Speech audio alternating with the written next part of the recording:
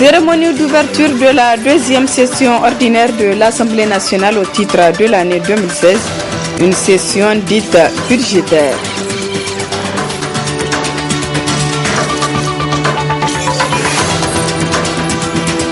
Poursuite acheminement des pèlerins au pays cet après-midi, ce sont 474 pèlerins de l'agence Nasiha qui ont regagné le Bercail.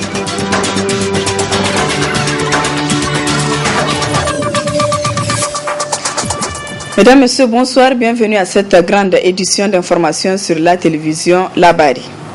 Ouverture ce matin au palais de congrès de Niamey de la deuxième session ordinaire de l'Assemblée nationale au titre de l'année 2016, dite session budgétaire. Une cérémonie solennelle présidée par l'élu des élus nationaux, Hussein Tini, en présence d'importantes délégations des assemblées nationales sous-régionales. Le compte-rendu de Adam Soumana et Ibrahim Abdou. Après près de 3 mois de vacances parlementaires, les députés nationaux se retrouvent par la présente rencontre qui se veut une session ordinaire, la deuxième du genre au titre de l'année 2016. Cette session dite budgétaire qui a enregistré la présence massive de personnalités tant politiques que diplomatiques et autres invités de marque a été l'occasion pour le président de l'auguste institution de passer en revue différents aspects socio-économiques et politiques du pays avant de s'appesantir sur l'objet de la session. C'est dire qu'il est nécessaire que le processus budgétaire de la phase préparatoire à l'adoption de la loi de finances soit conduit avec le plus grand soin. À cet égard, honorables collègues, il me semble que nous devons nous hâter à mettre effectivement en œuvre la directive de l'UMOA relative aux lois de finances que notre pays a déjà internalisées depuis l'année 2012. Il nous revient de nous approprier les principes de la rationalisation des choix budgétaires. Avec cette nouvelle approche, le budget ne sera plus un répertoire de moyens, mais plutôt un outil d'une gestion publique bâtie sur des programmes cohérents. Faisons ensemble la promesse de nous séparer en novembre prochain, qu'après avoir donné à l'État un budget répondant aux principes de la sincérité et surtout traduisant les ambitions de la Renaissance Acte 2. Dans l'Assemblée nationale, à savoir ceux du Bénin, du Burkina Faso, du Mali, du Sénégal et du Tchad, ainsi que les vice-présidents des assemblées de la Côte d'Ivoire, de la Guinée et du Togo, ont honoré de leur présence cette rentrée parlementaire nigérienne. Ils ont unanimement loué l'excellence des relations entre leurs pays respectifs et le Niger, mais aussi et surtout la coopération interparlementaire. Au sein de la CEDEAO, la position du Niger, du Tchad, du Sénégal et bien d'autres pays frères comme le Bénin ont donné l'occasion à notre peuple de vaincre et de vivre dans la démocratie. Soyez-en remerciés. Je voudrais en ce moment solennel magnifier le soutien apporté au Mali par la République du Niger durant la crise qui a ébranlé le pays à partir de 2012. L'esprit de solidarité et le sens de l'hospitalité nigérien ont largement contribué à alléger la souffrance de nombre de nos compatriotes qui ont trouvé refuge au Niger pour fuir les violences et les atrocités des assaillants. Nous devons être ensemble, d'abord nous, Africains, et aussi avec les autres continents, les autres peuples, les autres cultures, les autres civilisations. Les peuples ne meurent jamais. Ce sont les États qui peuvent disparaître. L'État du Ghana, l'Empire du Mali. Mais ces empires nous ont laissé un héritage qui est dans nos ADN et dans les pores de nos peaux. Nos deux pays, le Tchad et le Niger, partagent le même espace géographique, les mêmes us et coutumes, le même passé historique et aujourd'hui les mêmes défis socio-économiques, financiers, sécuritaires et environnementaux. L'entame de cette seconde session de la deuxième législature de la 7e République a ainsi prouvé l'estime dont jouit la représentation nationale nigérienne auprès de ses consoeurs de la sous-région. Le ministre du Budget était hier après-midi face à la presse. Il s'est agi pour le ministre d'apporter des éclaircissements sur les coupures d'indemnités opérées à certains fonctionnaires de l'État depuis le mois de septembre. Plus de précisions avec Nasser Dantofo et Sadoudou. C'est impuissant et sans aucune communication au préalable que ce mois de septembre, les fonctionnaires ont constaté des coupures de certains avantages de leur paye du mois, mesures provisoires, selon le gouvernement, pour mieux contrôler l'évolution de la masse salariale. Récemment, notamment au début du mois de septembre, il a été opéré un certain nombre de coupures et d'indemnités, d'un certain nombre d'indemnités sur les salaires des fonctionnaires de tout le secteur. Et ces coupures ou ces suspensions temporaires étaient parties du constat qu'il y a un certain nombre d'agents de l'État qui bénéficient des indemnités dont ils ne sont pas bénéficiaires.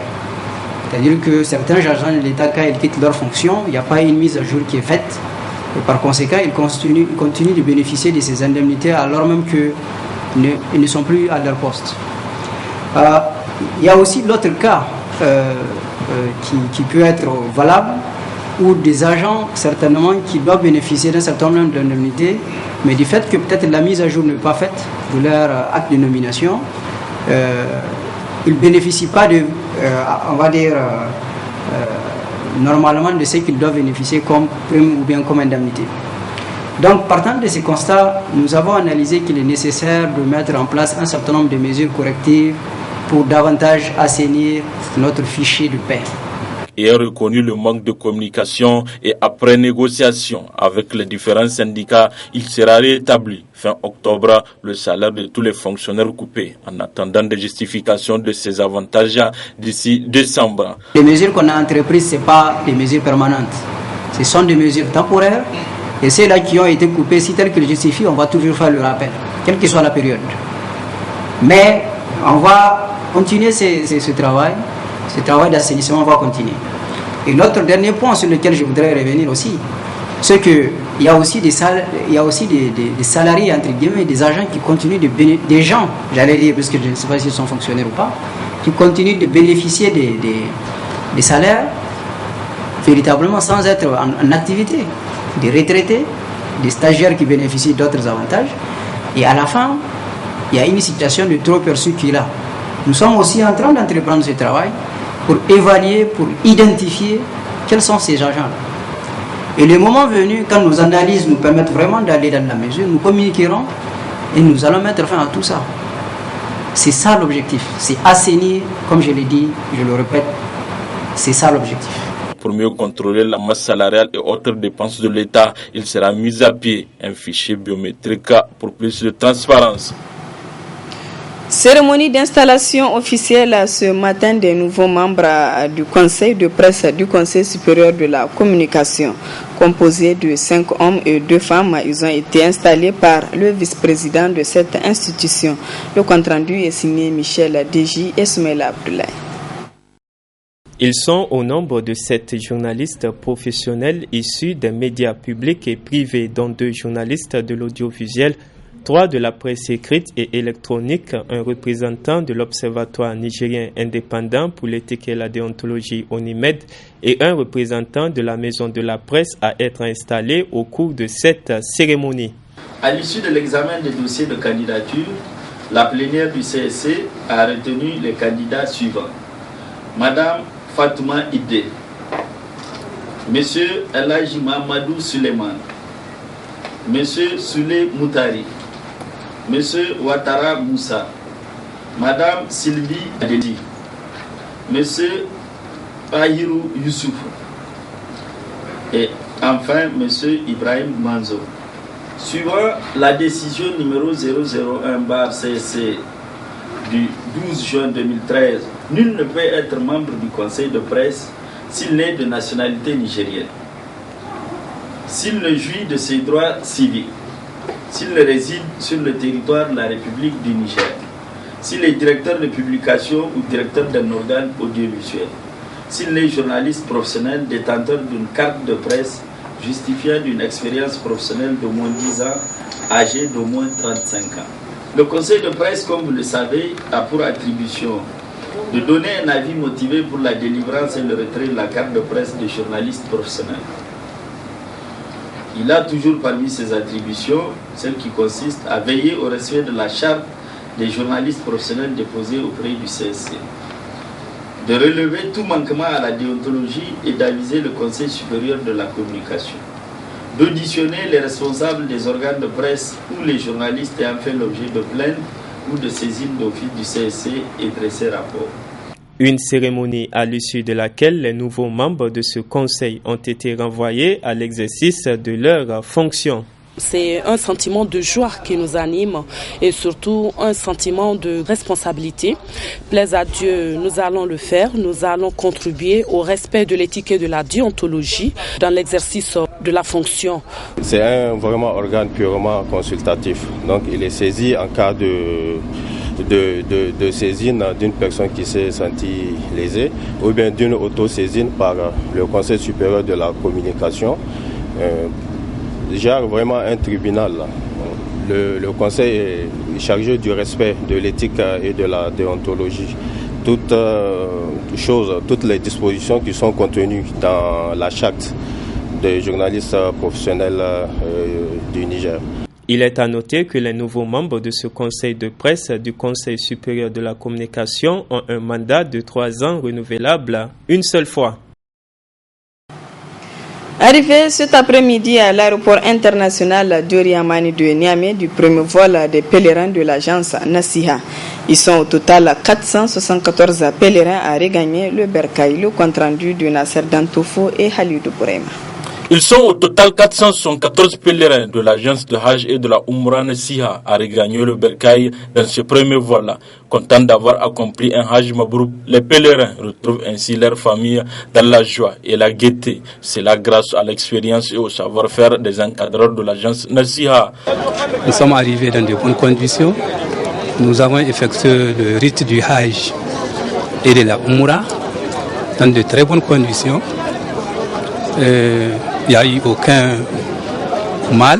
Incessamment, il y a un deuxième vol qui viendra, Inch'Allah, pour aujourd'hui même. Inch'Allah. Dans le départ de la Mecque, on enseigne les gens comment il faut faire le rite de la Umrah, du Hajj. Ce qu'il faudrait, on a nos marabouts qui sont là. Ils les encadrent à partir d'ici. Théoriquement, je dis bien théoriquement, il n'y aura pas de problème. Et pratiquement, arrivé à la Mecque, il n'y a pas de problème, les pèlerins vont facilement ce qu'ils ont été enseignés, ce qu'ils ont eu à apprendre à partir de Niamey. Arrivé à la Mecque, ils verront que vraiment, pratiquement, ils n'ont aucun problème. C'est comme s'ils ont l'habitude d'y aller.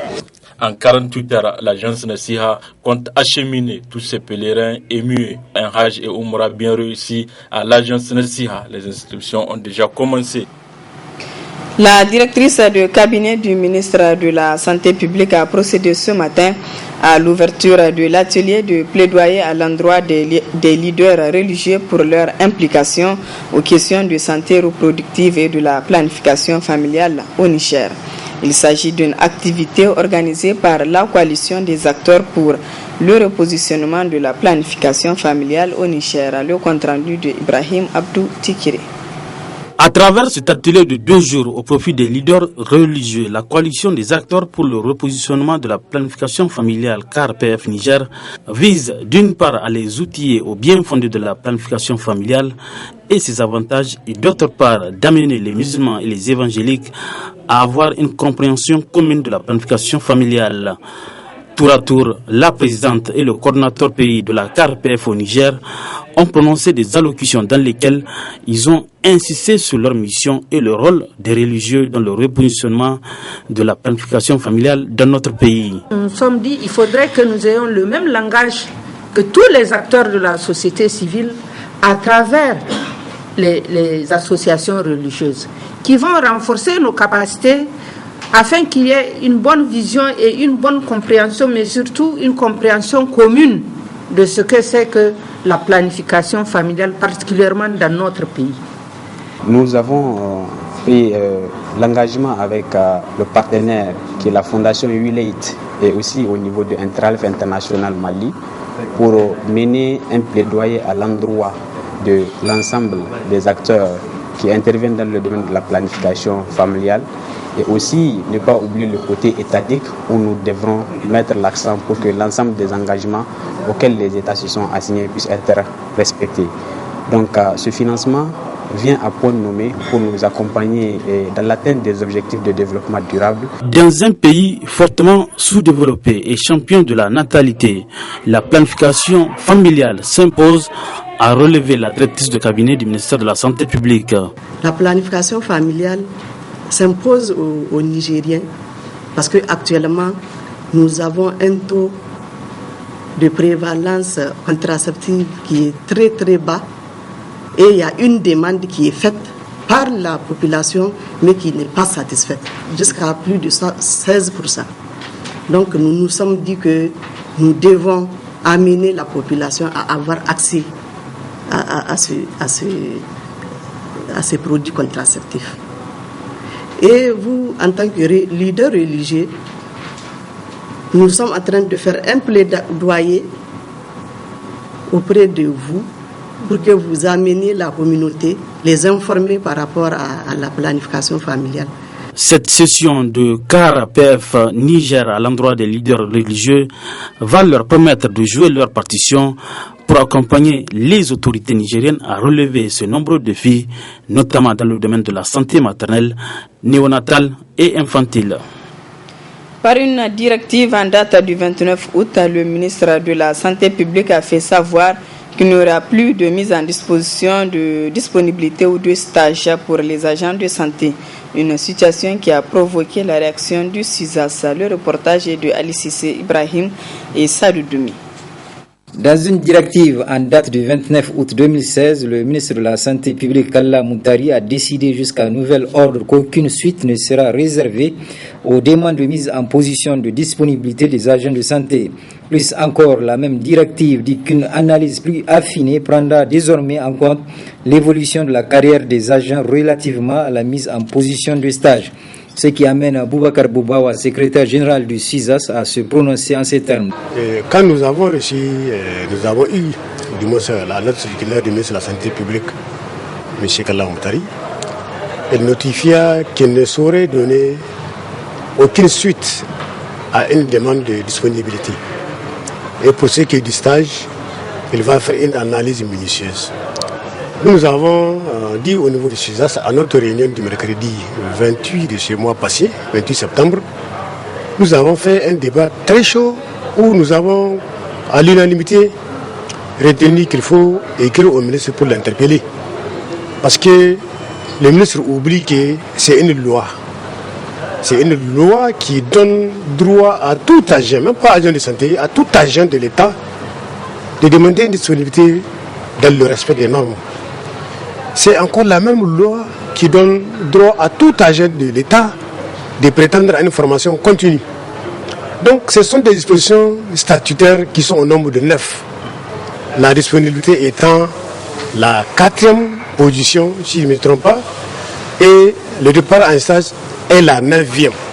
Boubacar Boubawa de poursuivre en précisant que son syndicat mettra tout en œuvre pour que la directive qui émane du ministère de la Santé publique soit retirée. Dans tous les cas, le SUSAS est un syndicat qui se respecte et il respecte les partenaires. C'est pour ça que nous l'avons écrit pour lui dire que, monsieur le ministre, ce que vous faites là, il y a de la dérive. Nous lui avons donné toutes les preuves qu'il y a de la dérive. Si il est soucieux du développement du système de la santé, mais le SUSAS n'a fait que donner sa contribution pour que lui, il réussisse d'abord. Alors, il serait obligé, je pense, pour quelqu'un qui lit la teneur de cette lettre-là, il serait obligé d'obtempérer. Auquel cas, nous sommes un syndicat, nous avons plusieurs méthodologies de lutte que nous allons appliquer jusqu'à ce qu'on l'amène à obtempérer. On ne va pas le forcer, mais il va se forcer à obtempérer parce que c'est une loi qui est là. S'il est soucieux de ne pas violer la loi parce que c'est un membre du gouvernement, quand un membre du gouvernement viole la loi, quand l'ensemble des membres du gouvernement violent la loi, alors qu'il viole la loi au finish, ça va devenir une violation même de celui qui fait le gouvernement.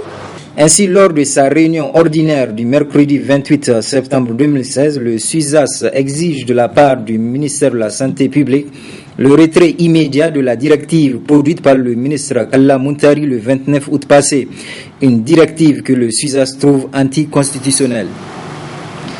Les mots qui minent le Niger au centre d'une déclaration rendue publique ce matin par un collectif des organisations de la société civile.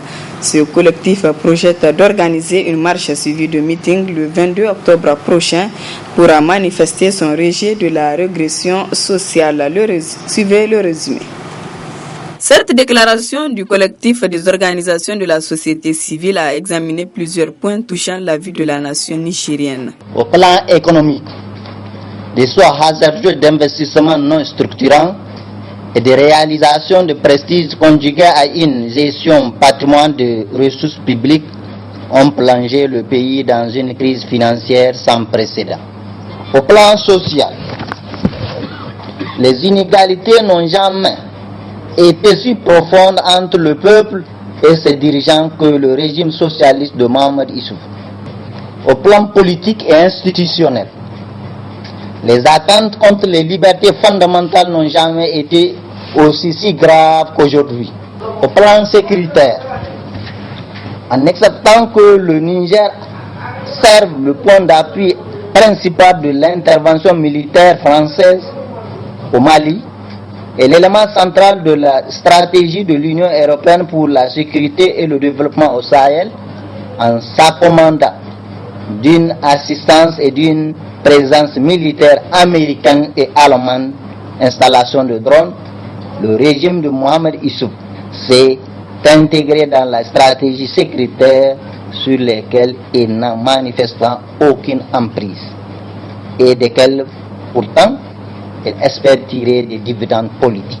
Tout en dénonçant l'incapacité du régime de la 7e République à faire face à la misère socio-économique, ces organisations de la société civile projettent d'organiser une marche suivie de meeting le samedi 22 octobre prochain afin de manifester le rejet de la régression sociale.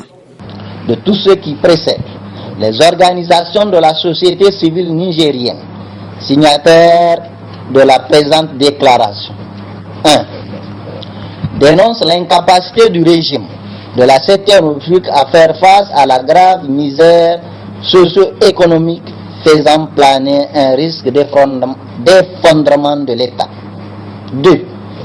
Fustige l'indifférence du gouvernement face à l'ampleur de la précarité des populations accentuée par les récentes opérations de décapissement.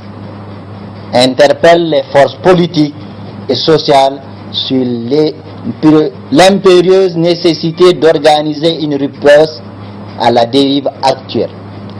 Appelle tous les citoyens, tous les démocrates, les patriotes à une marche suivie du meeting le samedi 22 octobre 2016 sur l'ensemble du territoire national afin de manifester notre rejet de la régression sociale.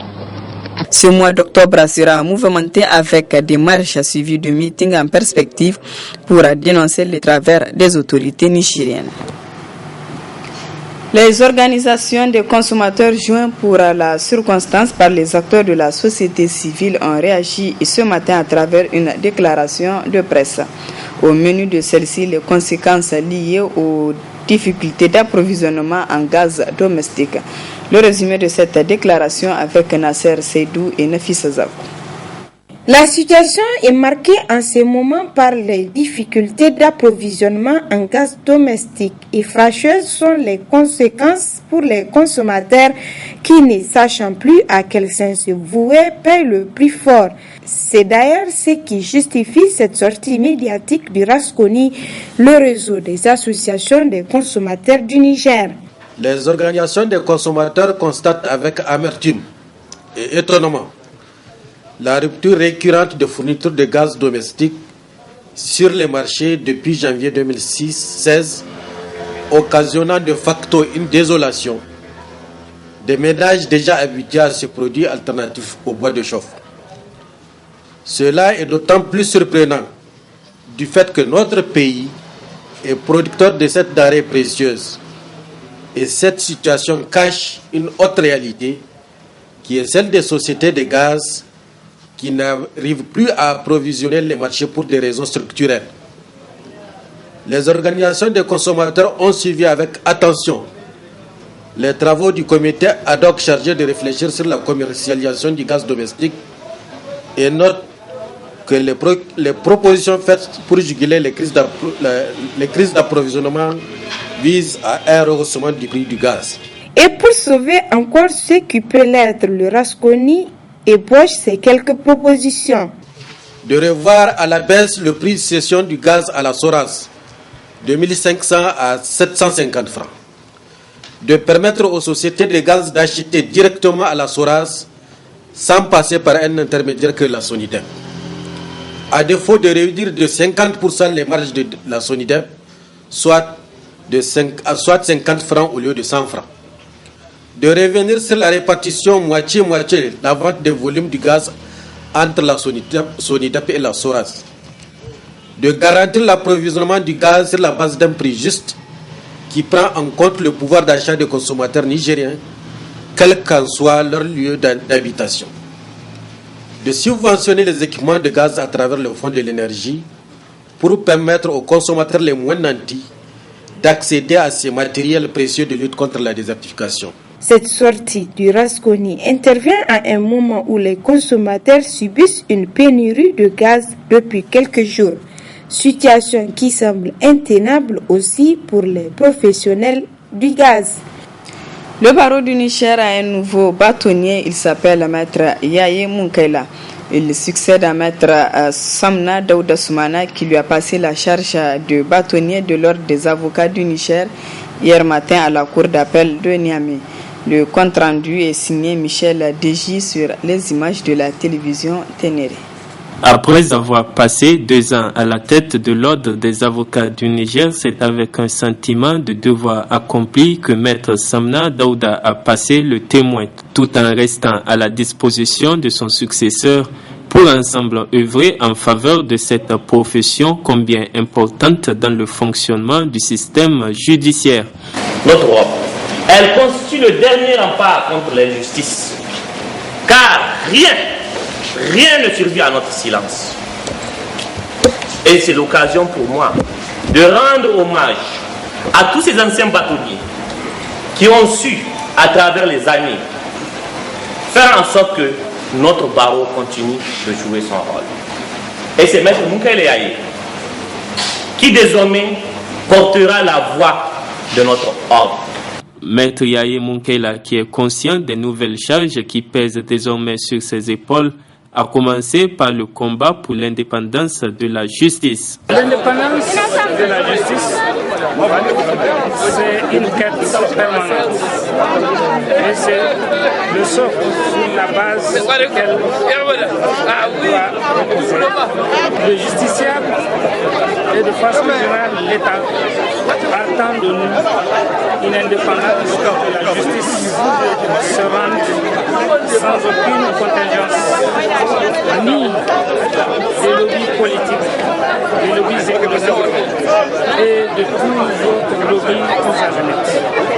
9 avocats stagiaires, c'est le nombre des nouveaux membres qui ont fait leur entrée au sein de la famille judiciaire au cours de cette cérémonie. Après avoir prêté serment, leur nouvelle promotion est baptisée Promotion Maître Kounché Aji Fati, doyenne des femmes avocates du Niger. Vous renvoie à l'exercice de vos fonctions et dit que de tout il sera dressé procès verbal. L'ONG Centre de Bienfaisance a fait un don de vivres et de fournitures scolaires aux parents et élèves ce matin. Une ONG qui vient en aide aux démunis et aux pauvres. Le reportage est de Ousmane Sidikou et Sadoudoumi. Parents et élèves retrouvent le sourire à travers ce geste de compassion et de grande portée humanitaire. Dans la nécessité absolue, l'ONG Centre de formation pour la promotion de l'enseignement de la santé et de secours se trouve à leur chevet pour la remise d'une telle donation. Cette cérémonie rentre dans le cadre d'un appui aux familles des enfants inscrits à l'école. Cette cérémonie est une activité de donation de vivres, deux tenues, un sac et quelques fournitures par enfant inscrit du jardin d'enfants au primaire. Ici, des familles sélectionnées parmi les familles des pauvres, parce que cette école regorge à 80% des enfants orphelins et des familles pauvres. Donc notre partenaire a jugé utile d'appuyer les familles pour qu'elles puissent au moins amoindrir la souffrance des parents quand il s'agit d'acheter les fournitures, comment nourrir les enfants à longueur de l'année. Voilà pourquoi, quand nous avons monté ce projet, il a accepté d'appuyer ces familles. Chaque mois, chaque famille bénéficiera d'un kit de vivres. Chaque mois, d'octobre jusqu'à la fin de l'année académique. La bienfaisance, l'ONG en a fait son credo. C'est pourquoi elle n'en est pas et ne se limitera pas à ce seul geste. Depuis notre création à aujourd'hui, nous n'avons cessé d'apporter des donations. En dehors de cette école, nous avons une autre à Dar es Salaam qui bénéficiera de la même donation demain.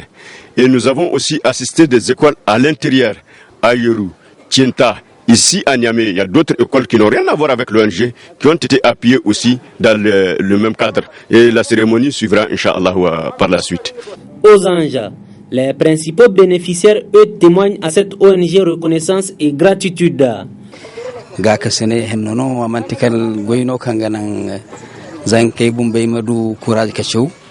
Ce don que l'ONG vient de nous faire aux parents d'élèves est non seulement opportun, mais c'est une très bonne aubaine offerte à ces élèves pour davantage étudier, mais aussi à nous parents qui n'en peuvent pas leur fournir ce dont ils ont bénéficié. Un don composé de divers produits, d'où toute notre gratitude. Nous ne pouvons que dire que le bon Dieu les leur rende au centuple et aux autres bonnes volontés de leur emboîter le pas. 25 kilos. Yadi mona wanda hayini ngamo ankanga to 50 kilo de dandi wallahi gogo sabo on ja se gum wallahi. Vraiment, respect et considération, mais aussi profonde estime à cette ONG. Ce dont en vivre fourniture scolaire afin que nos enfants puissent être dans les conditions les meilleures pour étudier. Elle doit en vivre surtout pour que nos enfants ne puissent manquer de rien, mais aussi à travers les fournitures scolaires dont ils ont bénéficié. Cela contribuera surtout aux efforts du gouvernement pour une éducation de qualité.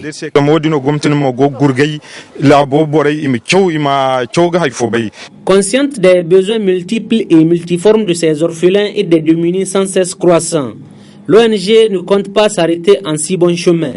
C'est pourquoi elle garantit et leur promet le minimum vital à ces nécessiteux. Voilà, mesdames, messieurs, ici s'achève ce journal. Merci à vous de l'avoir suivi.